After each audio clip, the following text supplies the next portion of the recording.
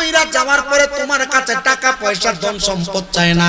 আব্বাজিরা আম্মা আব্বার জন্য একটু খাস করে দোয়া করবা। সাহাবায়ে কেরাম বলে নবী গো আর কি দায়িত্ব? বলে ওয়াল ইস্তিগফারু লাহুমা, আম্মা আব্বার জন্য ক্ষমা প্রার্থনা করা। এখন আবার আরেক গ্রুপ বাইর হয়ে গেছে, আম্মা আব্বার লাগা হুজুর মোল্লা মুন্সি দাওয়াত দিয়া কোরআন খতম করাইলো, কয় বেদাত, কয় মুন্সিরা পড়বো, তোমার মা বাপের কি লাভ হইব? বেটা জানে না কোরআন খতম কইরা যদি দোয়া করে আল্লাহ তাআলা এই খতমে কোরআনের উসিলায় তার মা বাপরে maaf করব। এর মধ্যে পেটের মধ্যে তোমার সাপে দংশন করবে, চলতে পারবা না। এই জন্য আপনারা বলেন জান্নাতের সারা বান্ত ঘুরে পান করার জন্য আমাদের সবাইকে এমন হারাম থেকে বেঁচে থাকার দরকার আছে না নাই? মুসলমান,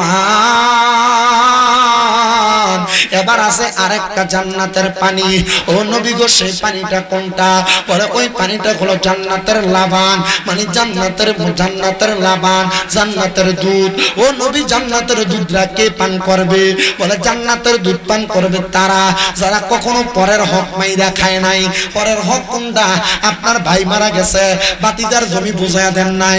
আপনার মা বাপ মারা গেছে, বোনের হকটা মাপ দিয়া দেন নাই। আপনারা কোন এমন জাতের মানুষ আছে না নাই? মা বাপ মারা যাওয়ার পরে বোনের হকটা বুঝাইয়া দেয় না, ভাইয়ের মতো করে চলে, ছোট ভাইয়ের হকটা বুঝাইয়া দেয় না। বড় ভাইয়ের 10টা ফুট, ছোট ভাইয়ের 2টা মাইয়া থাকার কারণে জুলুম করে, তার হকটা তারে বুঝাইয়া দেয় না। ও আব্বারে, যদি কোনো মানুষের 1 স্তবক জমি তুমি দখল করো, 100টা পরিমাণ জমি দখল করো, তাইলে আল্লাহ তাআলা তোমাকে 7 জমিনের পরিমাণ 7 স্তবক জমি তোমার গর্দানের মধ্যে ঝুলিয়ে দিবে। কবরে যাওয়ার পর গর্দান উঠে দাঁড়াইতে পারবা না। যেই ব্যক্তির জমি খাইলা তার সামনে তোমার মস্তক অবনত থাকবে। যদি জান্নাতের মধু, জান্নাতের দুধ পান করতে চাও, তাইলে তুমি কোনোদিন পরের হক খাইও না, কাউরে ওজনে কম দিও না, কারোরে মিথ্যা বইলা মাল বেচছো না, কারোর অনুমতি ছাড়া গাছের আম জাম চুরি কইরো না, কারোর অনুমতি ছাড়া ক্ষেতের থেকে গাছের নিচে কইরা মূলা চুরি কইরো না। আপনারা কোনে মনে যাইতে মার্কা সোরসের চর সোনার বাংলাদেশে আছে না না?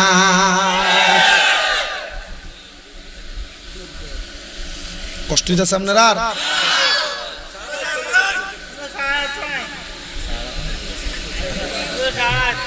40 মিনিট অলরেডি হয়ে গেছে। কেমনে গেছি কে সময় আমি ডেটার হইতেছি না। আর আধা ঘন্টা বিল রাজি আছেন? তোমরা তো কইবে সারা রাত। আমি কালকে জুমাত বাইর হইছি, তাও জুমাতে যাইতে পারতাম না। আমার আম্মা অসুস্থ, আপনারা হয়তো অনেকে সোশ্যাল মিডিয়ায় দেখছেন। আমার আম্মা আজকে 4 মাস অসুস্থ, বিছনায় পড়ে আছে। তবে আলহামদুলিল্লাহ 4 মাসের মাথায় অনেকটা সুস্থ, ও আকারে ধরে ধরে হাঁটে আমার আম্মা। তো আমি আলহামদুলিল্লাহ খেদমত কমতি রাখি নাই, যতটুকু করার দরকার। এখন আপনারা দোয়ায়, আমার এক নরসিংদীর ভক্ত এবিডি আইছে, এবিডি আমার আম্মার খেদমত করছে। এখন আছে হোমনার এক মহিলা, তাও আমার আম্মার খেদমত করতেছে। বরুরার এক বিডি আছে, ভিডিও যায় যে আমার আম্মার খেদমত করে থাকে, বাইরে থেকে আমার আম্মার খেদমত করে। আমি যদি কই যে আমার আম্মার খেদমত করি না লাগবো, আমি টিহা দিয়া রাখুন লাগবো। আলহামদুলিল্লাহ, এটা আল্লাহ তাআলা ওই যে ওয়াজ মাহফিল করি এটার বরকতে দিছে। আলহামদুলিল্লাহ, কি কইতেন না জোরে? আমি প্রথম যে 2 মাস আমার আম্মা অসুস্থ ছিল, এটা খাট আর এটা হলো নিচ ফ্লোর। আমার আম্মা খাটে আর আমি ফ্লোরে। রাত্রে ফজরের আগ পর্যন্ত ঘুমাইছি না, আম্মার চোখ যতক্ষণ না লাগে। চোখ লাগছে আর পরে চোখ কাটছে। এই 2 মাস আমার আম্মা যেদিন হসপিটাল প্রথম 3 দিনের দিন, যেদিন আমার আম্মারে আমি বেডের থেকে এভাবে আলগি দিছি, আমার আম্মা চোখের পানি ফেলাই দিছে। জিজ্ঞাসি কান্দেন কা?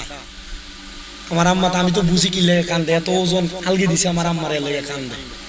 পরে কইছে এত তো নিজে, আমি গোসলের পর আমি আমার লুঙ্গিটাও ধুইছি। আমার আম্মা সুস্থ থাকা অবস্থা আমার আম্মা নিজে ধুইয়া দিছে। তো আমি আমার আলগি দিছে, এই জন্য আম্মা কষ্ট পাইছে।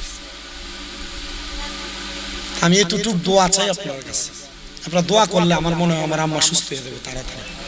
আমার বহু ওস্তাদ, বহু ভক্তবিন্দুরা মক্কায় যে আল্লাহর কাবা করে গিলাপ ধরে ধরে দোয়া করছে। মদিনা শরীফ রাসূলের রওজার সামনে দোয়া করছে। আমার এক ভাই আছে হানিফ ভাই, মদিনা শরীফ মালিশ করে পরিষ্কার করে রওজাটা। উনি মাঝে মাঝে প্রত্যেক দিন আমার এমনি ফোন দেয়, দিয়ে দিয়ে আমার লেগে দোয়া করে, আমার আম্মার লেগে দোয়া করে। আপনারা দোয়া করতেন না? আমি অস্বাভাবিক অবস্থায় কালকে আমার আম্মা, আমি যে আগের দিন মাহফিল করছি ব্রাহ্মণবাড়িয়া, কইরা যে আসছি, আসার পরে যে ফজরের তাও 7টা বাজে মনে আমার চোখ লাগছে, 7টা 7:30 বাজে, তখনও দেখি 7:22 বাজে। তখন আমার আম্মা 12:30 বাজে এই ওয়াকাত দিয়ে ঠেস দিয়ে দিয়ে আমার ডাক দে, কিতারে? আজকে নামাজ পড়াই দিন আসা উঠস না দি 12:30 বাজে তাড়াতাড়ি উঠা কোন রকম পাঞ্জাবি গায়ে দিয়া পাগড়ি পরে দৌড়ে গেছে জুমা শেষ কইরা মসজিদের দাওয়াত শেষ কইরা আবার জুলুসা ছিল কুমিল্লা টাউন হলে এই জুলুসে গেছি এখান থেকে আইয়া মসজিদে জুমান মিলাদুন নবীর মাহফিল ছিল শেষ করছি কইরা আগে যে মসজিদে নামাজ পড়াইতাম হযরত পাড়া ওই এলাকায় মিলাদুন নবীর মাহফিল শেষ করছি যাই আবার ওই আম্মুর লগে কথা কইয়া ঘুমাইতে ঘুমাইতে ফজরের পর আজকে ওইটা আবার শাহপুর দরবারের জুলুস রেজবিয়া দরবারে তারা করছে এই জুলুসে এখান থেকে শরীক হইয়া আপনার রেহান আইছে শরীরের একটা ধারাবাহিকতা আমি শুনছি মাওলানা আবুল বাশার ফারুকী সাহেব জন ওয়াজ করে এবার বয়স বুড়া গলা জোয়ান আর আমি বেশি বেশি ওয়াজ করতে করতে আমার বয়স জোয়ান গলা বুড়া আমার বয়স জোয়ান গলা বুড়া হয়ে গেছে প্রত্যেকদিন মাহফিল কইরা কুলায় না শরীরে তবু আল্লাহ তাআলা যতটুক দিছে আমি চেষ্টা করি অল্প সময় মানুষকে দুই একটা কথা বলতে আপনারা বলেন এতক্ষণ পর্যন্ত যে কথাগুলো বলছি এই কথাগুলোর উপর যদি আমরা আমলি জিন্দেগিতে বাস্তবায়ন করি আমরা মরার পরে জান্নাত পাওয়া নিশ্চিত না ও আজকে আপনি সাজানো লাগে মিয়া আপনার এলাকায় মসজিদ কয়টা আলিকামুরা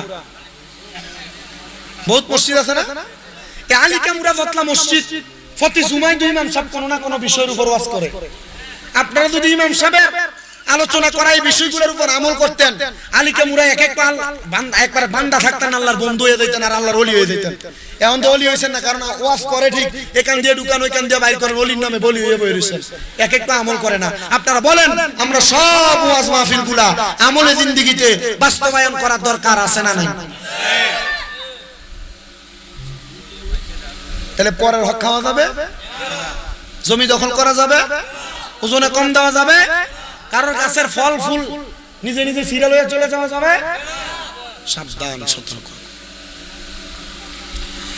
আমার মুসলমানেরা আরেকটা আছে জান্নাতের মধু এই জান্নাতের নদীর মধ্যে 4 প্রকারের পানি প্রবাহিত হয় ওই জান্নাতের মধু তারা পান করবে যারা কখনো দুনিয়ার জমিনের মধ্যে নেশা করে নাই নেশা কিন্তু আমাদের এলাকার যুবক এত নষ্ট হয়ে যাচ্ছে যুবক এই যুবক ভাই সিগারেটের মাধ্যমে গাঞ্জা ইয়াবার মাধ্যমে তুমি তোমার নিজের জীবনটাকে নাশ করে দিতেছো আর ডাক্তার দোকানে এমন অনেক সমস্যাওয়ালা ফার্মাসিস্ট আছে যারা টাফনিল নামক নেশার ট্যাবলেট আর ঘুমের ট্যাবলেট বিক্রি কইরা এলাকার যুবক খোলা ভান্ডারে ট্যাবলেট কোন নেশা করে বানাইতেছে আপনারা বলেন এমন সমাজের মধ্যে খারাপ মানুষ আছে না নাই এ যুবক ভাই এ মুরব্বি বাবা এ আমার এলাকার যুবক ভাইরা নেশার দিকে যাও না মনে রাখবা এই নেশা বড় মারাত্মক জিনিস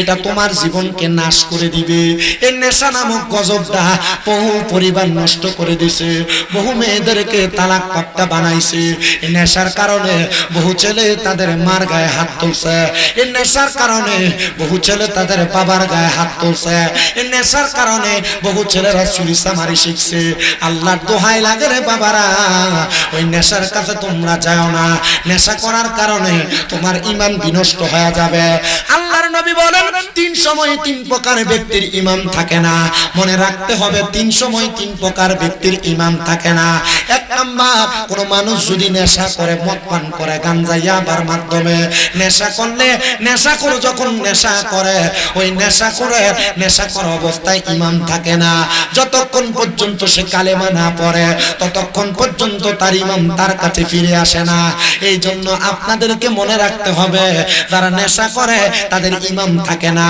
তাহলে যারা বেঈমান তার লগে আমার কোনো সম্পর্ক নাই কিন্তু অনকার ফুলাফান সম্পর্ক করতে যায় নেশা করতার লগে করে ইয়াবা করতার লগে করে ফেন্সিডিল কোরার ট্যাবলেট করতার লগে করে কারণ কি বলে নেশা করে বলে 10-12-15টা মোটরসাইকেল লই আইয়ে তারপর কইয়া ঝগড়া করবার লাগা দেখবেন এক একটা চেহারা গান জুটির মতো দেখা যায় এই কথা করে মনে আছে না নাই তাহলে নেশা করে ঈমান কি আছে না গেছে তাহলে নেশা করে সাথে আমাদের কোনো সম্পর্ক কথা কোন না সম্পর্ক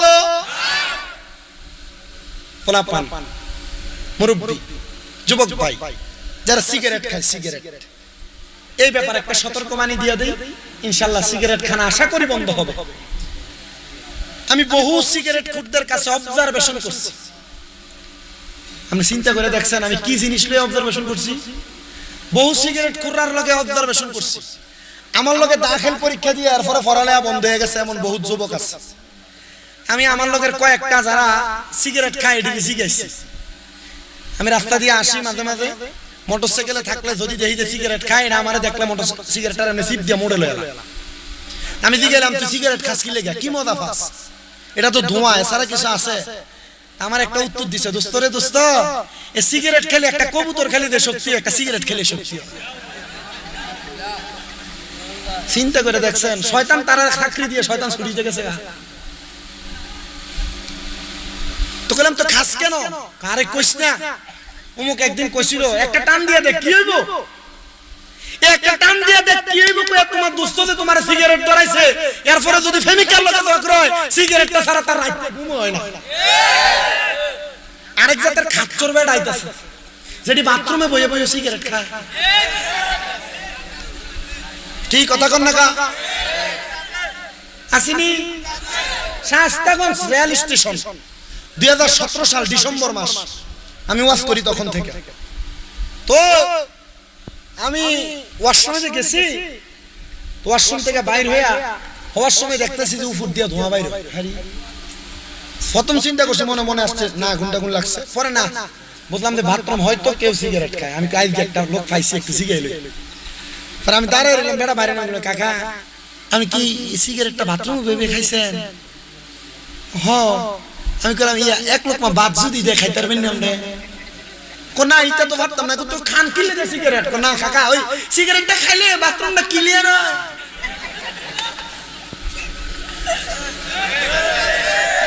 না না সামদিনা থানায় এমন তো সিগারেট খুন নাই, নাই নাই নাই নাই আছে। শুনেন, যারা সিগারেট খান, বিড়ি খান, আপনারা শুনেন আল্লাহর নবীজির হাদিস শরীফ। নবী বলেন, তোমরা যদি জাহান্নামী মানুষ দেখতে চাও তাহলে তোমরা তাদের দিকে তাকাও যাদের মুখের মধ্যে আগুন থাকে, আগুন।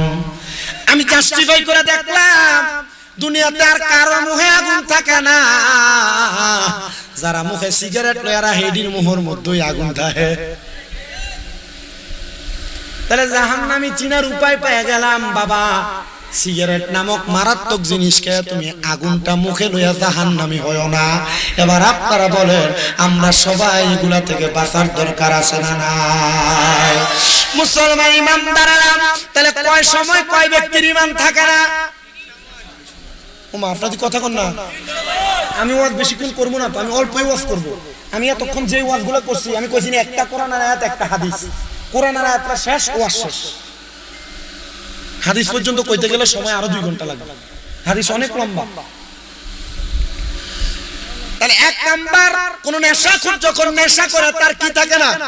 ঈমান থাকে না। তাহলে বেঈমানের সাথে আমাদের কোনো সম্পর্ক নাই, তাহলে নেশাখোরের সঙ্গে আমাদের কোনো সম্পর্ক থাকবে না।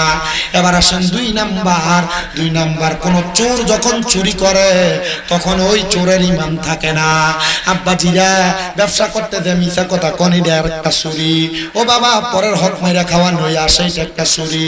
এজন্য কোন চোর যখন চুরি করে তখন তার ঈমান থাকে না। যতক্ষণ না সে ঈমান আনে ততক্ষণ পর্যন্ত তার ঈমান থাকে না।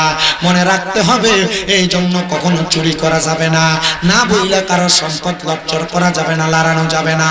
আর পুঁজিরা গো, মনে রাখতে হবে এটা আমাদের ঈমানের দৌলত। তাহলে চুরি থেকে আমাদের সবাইকে বাঁচার দরকার আছে না নাই? নেশাখোর, চোর। 3 নাম্বার, কোন জিনাখোর যখন জিনা করে, কি করে? কোন জিনাখোর যখন জিনা করে, বউ আছে, অবৈধ সম্পর্ক, বউ থাকার পরেও কোন জিনাখোর যখন জিনা করে, এই জিনা করার কারণে, জিনা করার সময় তার ঈমান থাকে না। এ বাবা, এ চান্দিনা আলিকা মুরার বাবারা, এজন্য এই পথটা থেকে আমাদেরকে বাইসা থাকা লাগবে। যতক্ষণ পর্যন্ত কালিমা না পড়ে ততক্ষণ পর্যন্ত তার ঈমান তার কাছে ফিরে আসে না। এবার আপনারা বলেন, আমাদের সবাইকে এই 3টা কাজ বর্জন করার দরকার আছে না নাই? তো বলছিলাম আখিরাতের কথা। আখিরাতের মধ্যে আল্লাহ তাআলা জান্নাত দিবে, ওই জান্নাতের নিয়ামতের কথা। এবার আসুন বাবারা, ওই আখিরাতের প্রতি ঈমানের পরে আল্লাহর নবী বলেন ওয়াল ইয়াউমিল আখিরি ওয়াল কদরি খাইরিহি ওয়া শাররিহি। আরেকটা বিষয় হইল তাকদীরের ভালো এবং মন্দর প্রতি ঈমান আনা। আপনি এলাকার মধ্যে বাস করেন, আপনার ডাইনে একজন বাস করে, আপনার বামে একজন বাস করে। ওয়াল কদরি খাইরিহি ওয়া শাররিহি, তাকদীরের ভালো এবং মন্দের প্রতি ঈমান হইল আপনি মাসে 300 টাকা কামাই করেন, কিন্তু আপনার ছোট ভাই মাসে 3000 কামাই করে। আবার আপনার আরেক ছোট ভাই বিদেশ যায় মাসে 3 লাখ কামাই করে। আপনি কইতেছেন আল্লাহ তার দিকে তাকায়, তার দিকে তাকায়, আমার দিকে তাকায় না। আল্লাহ তো চাইলে আমারও সম্পদের মালিক বানাইতে পারত। আব্বাজি মনে রাখবা, এমন চিন্তা যখন তোমার ভিতরে আসবে ঈমান দুর্বল হয়ে যাবে। যদি তুমি 300 টাকা কামাই করো বলবা আলহামদুলিল্লাহ, 5000 কামাই করো আলহামদুলিল্লাহ, আর 5 লাখ কামাই করো আলহামদুলিল্লাহ। এবার আপনারা বলেন আল্লাহ আমাদেরকে যতটুকু দান করেছে আমরা সবাই ততটুকুর উপর সন্তুষ্ট থাকার দরকার আছে না নাই? এ মুসলমান ইমানদার, এ নবীর উম্মতের দল, মিনাল্লাহি তাআলা ওয়াল বাসি বাদাল মাউত। আরেকটা হলো আমার আল্লাহ তাআলা আমাদেরকে মৃত্যুবরণ করার পরে আবার ইন্তেকালের পরে আমাদেরকে উত্তোলন করবে, কবর থেকে বের করবে আমাদের হিসাব নিকাশ করার জন্য। আমাদেরকে সেটার প্রতি ঈমান আনয়ন করা লাগবে। এবার আসেন কেন লাগবে, কেন লাগবে, কেন লাগবে? কারণ আমার আল্লাহ তাআলা আমাদেরকে যে জান্নাত দিবে, জান্নাতের এত নিয়ামত দিবে, এগুলা পাওয়ার জন্য তো যোগ্যতা পাওয়ার দরকার। সাহাবায়ে কেরাম প্রশ্ন করি ইয়া রাসূলুল্লাহ ওই যোগ্যতাটা কি আপনি বলেন না? আল্লাহর নবী বলে রাদিয়াল্লাহু আনহুম ওয়া রাদু আন, ওই যোগ্যতা হলো আল্লাহকে সন্তুষ্ট করা লাগবে, আর আমার আল্লাহ তোমার প্রতি সন্তুষ্ট হওয়া লাগবে। আল্লাহরে কেমনে সন্তুষ্ট করবা? আল্লাহরে সন্তুষ্ট করার মাধ্যম হলো আল্লাহর নবী বলে রাদার রাব্বি ফি রিদাল ওয়ালিদাইন, আম্মা আব্বার সন্তুষ্ট করলে আমার আল্লাহ তাআলা সন্তুষ্ট হয়ে যায়। এ বাবা, এ নবীর উম্মতের দলেরা, এই জন্য সবাই আম্মা আব্বারে সন্তুষ্ট করবা। আল্লাহর নবী বলে শুধু তাই নয়, রাদিয়াল্লাহু আনহুম ওয়া রাদু আন, যালিকা লিমান খাশিয়া রাব্বা, আর যারা আল্লাহকে সবচাইতে বেশি ভয় করে তারাই আমার আল্লাহ তাআলার ওই জান্নাতে থাকবে। চিন্তা করে দেখছো নি রে, আম্মা আব্বারে সন্তুষ্টি করলে আমার আল্লাহ তাআলা সন্তুষ্টি হয়ে যাবে। কিন্তু আজকের এই আলিকা মুরার মাহফিলে হয়তো এমন অনেক সন্তান বসেছে যারা বউয়ের কথা শুই না মারে ধমক দেয়, বউয়ের কথা শুই না বাবারে বাদ দেয় না, মা বাপরে জুদা করে দিছে। আপনারা বলেন বর্তমান সমাজে এমন কাহিল পরিস্থিতি আছে না না? হে আলিকা মুরার বাবা, কষ্ট দিস না রে, আব্বারে ধমক দিস না রে, এদেরকে জুদা করিস না রে।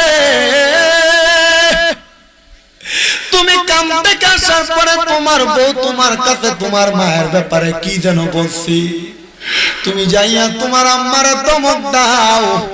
সন্তান তোমার পায়ের মধ্যে হাত জোর করে দইরা বলি রে, ওই মারে তুই কষ্ট দিস না। আল্লাহর পরে নবী আমার, আল্লাহর পরে নবী আমার, তারপরে মা জননী, মা যে আমার নয়নের মনি, মা যে আমার নয়নের মনি।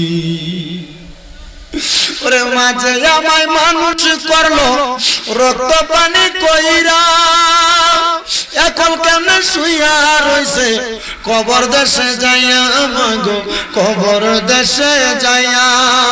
তোমার জন্য কান্দি মাগো, তোমার জন্য কান্দি মাগো, চোখে জরে চোখের পানি, মা যে আমার নয়নের মনি।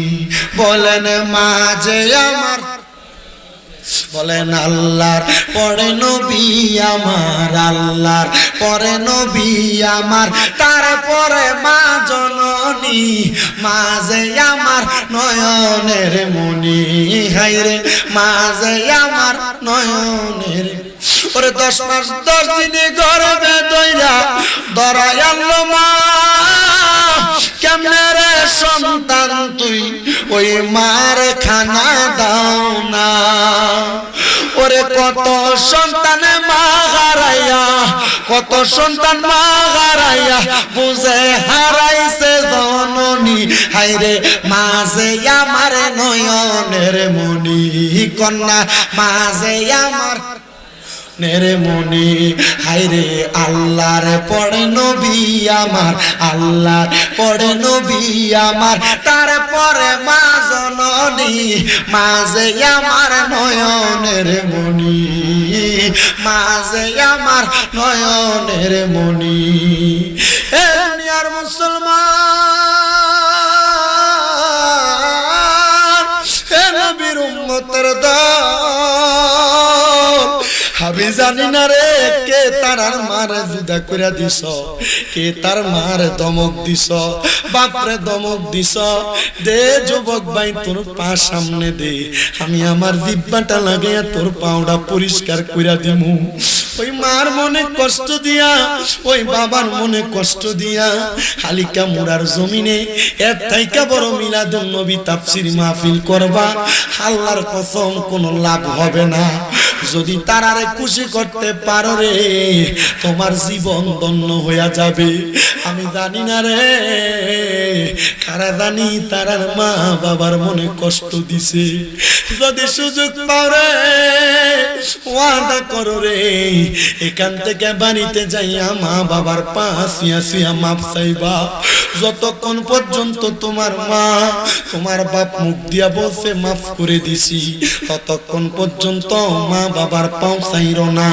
কেন জানোনি মা বাপ যদি মাফ না করে আমার আল্লাহ তোমারে মাফ করবে না মা বাপ যদি ক্ষমা না করে আল্লাহ তোমারে ক্ষমা করবে না আমি জানি না সন্তান তোমরা তোমাদের মা বাবার পাশিয়া মাফ চাও কিনা জানো রে ও আলিকা মুরার বাবারা আমি শুধু মা বাবার পাশিয়া মাফ চাই না আমি মাঝে মাঝে সুযোগ পাইলেই আমার মার পায়ে চুমা দেই আমি সুযোগ পাইলেই আমার আব্বার পায়ে চুমা দেই আমি আমার এলেমের জোর দিয়া ওয়াজ করি না আমি ওয়াজ করি একমাত্র আমার মা বাবার দোয়ার বরকত দিয়া আমার মা বাবার দোয়ার বরকত দিয়া অনেকে চিন্তা করে হুজুর মাফ চামু দূরের কথা আমি দুই ঈদের সময় মা বাবার পাশিয়া সালাম করি না এ সন্তান হে নবীর উম্মতের দল সালাম করো কিনা জানি না আল্লাহর নবী কই যদি সুযোগ পাও মাঝে মাঝে আম্মা আব্বার কদমের মধ্যে চুমা দিও কেন জানো রে বাবা ওই মা বাপ তোমার জান্নাত মা বাবার তোমার জাহান্নাম ওই মা বাবার মনে কষ্ট দিয়া জান্নাতে যাইতে পারবা না জাহান্নাম অবধারিত মা বাপরে খুশি করলে জান্নাতে যাইবা এটাই তোমার নিশ্চিত ওয়াদা করো না আম্মা আব্বার পায়ে ধরে মাপ চাইবা কিন্তু অনেক সন্তান চিন্তা করে হুজুর যারার বাড়িতে মা আছে তারা বাড়িতে যাইয়া মার পায়ে ধরে মাপ চাইবো আমার তো মা নাই আমি কার পায়ে ধরে মাপ চাইবো হুজুর যারার বাড়িতে বাবা আছে তারা বাড়িতে যাইয়া বাবার পায়ে ধরে মাপ চাইবো হুজুর আমার তো আব্বা নাই আমি কার পায়ে ধরে মাপ চাইবো ও সন্তান বুইলা গেছো আব্বা ক্ষেতের মধ্যে উঠইয়া হইয়া রোয়া লাগাইতে আব্বার মাজা ব্যথা হয়ে গেছে আব্বা কাম করতে করতে আব্বার শরীরটা দুনে গেছে রাত্রবেলা পাউডারে কাঠের লগে আসারে ওই আব্বা যে কবরে গেছে কোনোদিন ওই আব্বারে ভালোবাসো এই কথাটা মুখ দিয়া বলছনি ভালোবাসি তোমায় বাবা বুকটা যে যাইছি রে তোমার কথা হৃদয় মাঝে পড়ছে বারে বারে বাবা গো ও বাবা বাবা গো ও বাবা বাবা তুমি কেমন আছো ছোট মাটির ঘরে তোমার কথা হৃদয় মাঝে পড়ছে বারে বারে বাবা গো ও বাবা বাবা গো ও বাবা দরজাটা খুলতে খেয়ে যাই দুকা বাবা বুঝি বলছে এলে নাকি খোকা বুকের ভিতরটা চড়ে উঠে সবাই আছে, শুধু বাবা নেই, শুধু বাবা নেই। বাবারা প্রথম মাইক ধরার সময় প্যান্ডেল যেমন ছিল এমন নাই, এখন আর কারোর মুখের মধ্যে কথা নাই, একটাই মাত্র কারণ, এখানে অনেক সন্তানেরা বসছে যারা বাপ মা ঈদের দিনে নতুন কোনো জামা কাপড় কিনে নাই। তুমি সন্তানরে আব্বা আম্মা নতুন জামা কাপড় কিনে দিছে, বাবারে যদি প্রশ্ন করত আপনি যদি নতুন কোনো জামা কাপড় পরেন না, বাবা এক বাক্য উত্তর দিত, এখন কি আর আমরা ঈদের বয়স আসেনি? আজকে তুমি লাখ লাখ টাকার মালিক রে, কিন্তু তুমি তোমার আব্বারে 500 টাকা দিয়ে একটা লুঙ্গি কিনা পরাইতে পারো না। পরাইবা কেমনে বাবা? তোমার আব্বা জান কবরের বাসিন্দা। আল্লাহর নবী এই জন্য বলে ওই ক্রমু সদিকিহিমা, তোমাদের মা বাবার বন্ধু বান্ধব যদি থাকে, মার বয়সী কোনো মুরব্বী মহিলা যদি থাকে, বাপের বয়সী কোনো মুরব্বী পুরুষ যদি থাকে, তোমরা তাদেরকে এদের মতো সম্মান করবা, তাদেরকে তোমার মা বাবার মতো ইজ্জত করবা। যদি করতে পারো আল্লাহ তাআলা তোমার মা বাবার কবরে নাজাত দিবে।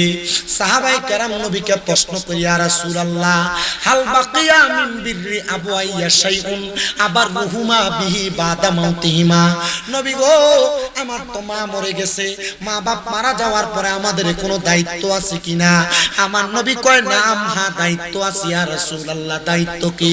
বলে 1 নাম্বার আসসালাতু আলাইহিমা, মা বাপ মারা যাওয়ার পর সন্তানের 1 নাম্বার দায়িত্ব তার মা বাবার জন্য দোয়া করা। কিন্তু আমরার এলাকা এমন ফিতনা দিয়া পড়ে গেছে, জানাজার পরে দোয়া করব দূরের কথা, লাশ লিয়ে দূরানি মারে। মিশকাতুল মাসাবিতে হাদিসুল লাক, আল্লাহর নবী বলেন ইজা সাল্লাইতুম আলাল মাইয়িতি ফাখলিসু লাহু দুআ।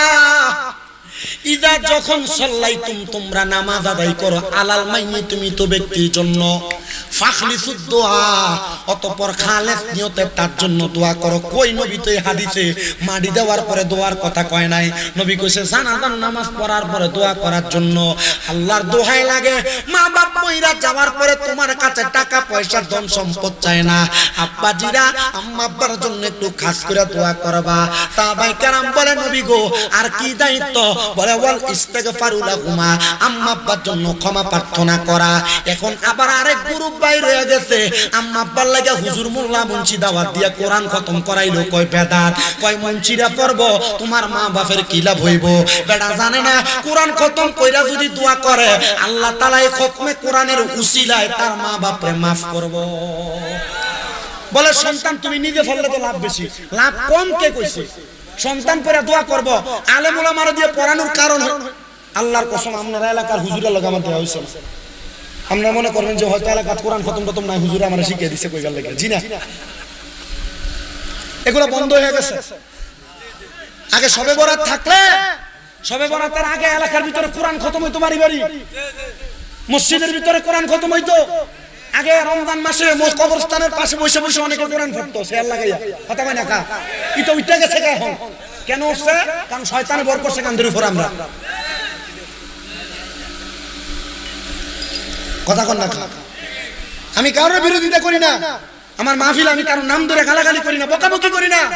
আমার কথা হচ্ছে আপনি কেন মানুষকে দিনের পথ, ইসলামের পথ, আমল আখলাকের পথ থেকে দূরে সরায় রাখতেছেন? এত নামাজ পড়ে না, এর মন চাইছে মা বাপের লাগি টান আইছে একটা কোরআন খতম করাইবো। কোরআন খতম ফটপাইয়া হুজুররা এমনি যাই আপনি মনে করেন না, হাতটা মালিশ করে মাথার ভিতরে, ভাই আমরা দিয়ে তো দোয়া করাইছেন, আপনি নিজে নামাজ পড়ে কত দোয়া করেন। এক ওয়াক্ত কি ফটতো নাই কইয়া গেলে? কথা বলেন, এক ওয়াক্ত ফটতো না? আর আল্লাহ চাইলে তো এক ওয়াক্তের জন্য maaf করে দিব। কারণ আখলিস দীনাকা ইয়াকফিকাল আমালুল কলিল, তোমার ঈমানকে খাঁটি করো, অল্প আমল নাজাতের জন্য যথেষ্ট হইব। আল্লাহর কাছে পছন্দ হওয়ার জন্য 10 ওয়াক্ত না, এক ওয়াক্ত নামাজ পড়ার মতো পড়লে যদি মইরা থাকা, এই এক ওয়াক্ত দিয়ে আল্লাহ জান্নাত দিবে। কথা কন না কেন? তাহলে ওয়াল ইস্তিগফারু লাহুমা, ক্ষমা প্রার্থনা করা, কোরআন খতম করা, দোয়া দুরূদ পড়া, এগুলার মাধ্যমে আপনি আপনার মা বাবার জন্য দোয়া পড়াইবেন, ক্ষমা প্রার্থনা করবেন। কারণ দোয়া যখন করান 7 দিনা 40 9 দিনা 15 দিনা যখন করে, বাৎসরিক যখন করে, তখন কিন্তু মুনাজাতে কয় আল্লাহ যে ব্যক্তি খানা ফেনার আয়োজন করলো, এটার উসিলায় তার মা বাপরে তুমি maaf করো, তার মা বাবার কবরে জান্নাতি খানা দান করো। আপনার কোন এগুলা বলে কি বলে না? যে জাত কয় যে 7 দিন না 40 করা বেদাত এটি জায়েজ নাই, এটি কিপটার দল, এটি মানুষের খাওয়াইতো চায়। কথা কয় না কা, এটি মানুষের ঘরের ফ্ল্যাটে বইয়ে মানুষের খাওয়াইতো চায়। আল্লাহর নবীকে প্রশ্ন করা হয়েছে, ইয়া রাসূলুল্লাহ আইয়ুল ইসলাম খায়রুন, ইসলামের মধ্যে উত্তম কাজ কি? নবী বলে 1 নাম্বার ক্বালা তুতাইমুত তাআম, ইসলামের উত্তম কাজ হলো মানুষকে খাদ্য খাওয়ানো, ওয়া তাকাউ সালাম, মানুষকে সালাম দেওয়া। ইসলামের সবচেয়ে উত্তম দুইটা কাজ, তাই না?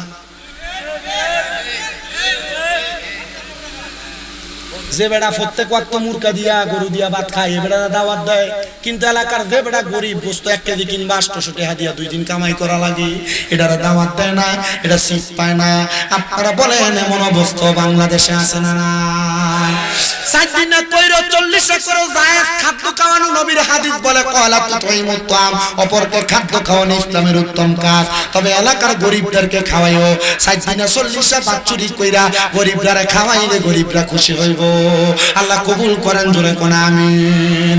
সাহাবীরা কয় ইয়া রাসূলুল্লাহর দায়িত্ব কি আপনি বলেন?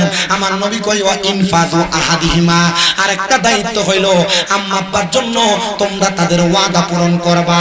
বহু সন্তান আছে মা বাপ মরে গেছে, লাশ বাড়ি দেওয়ার আগে জায়গা ভাগ করা লাগে।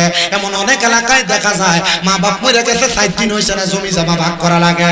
আপনারা কোন এমন গজীব মার্কা সন্তানও সোনার বাংলাদেশে আছে না? না, ওই দিন সোশ্যাল মিডিয়ায় দেখছি এক বাবা মারা গেছে, দলিলের ভিতরে টিপসই লইতাছে, চেয়ারে বইয়া দেখছেন সব এলাকাতে আছে, পুরা শরীরে চুলকানি, মলম কোন দিয়ে লাগাবে? যেটা সুফি সাহেব সাদা পাঞ্জাবি লাগে ইমাম সাহেবের পিছনে দেন নামাজ পড়ে, খবর লয়ে ফেলে বেটার বেডি বেফর দাবাবে সান্দিনা বাজারে ঘুরে। এমন বহুত মুসল্লি আছে না নাই?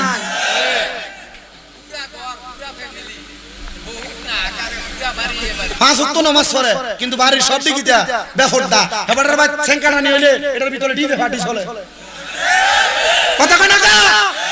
এবারে যদি কয় কাকা আপনি একটু মানা করতে পারেন না, বুঝে না। কথা কয় না কা, আছে না নাই? শয়তান মার্কা বেটা কোন কা? হ্যাঁ, একবার মাহফিলে দাওয়াত দিয়ে আপনি সব ওয়াজ ভুলে দেখবেন আমার থেকে।